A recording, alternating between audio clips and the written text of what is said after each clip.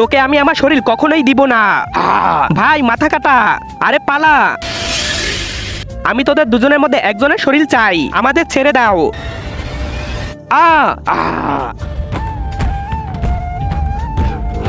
এই চুল জ্বালিয়ে দাও, তাহলে এই মাথা কাটা শেষ হয়ে যাবে।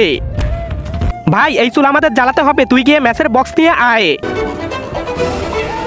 এই নে ম্যাচের বক্স, মাথা কাটা। কাঠি কোথায়? তুই তো কাঠির কথা বলিসনি, শুধু ম্যাচের বক্সের কথা বলিসিস। আমার কাছে 5 তলা বাড়ি আছে, আমি কি করব?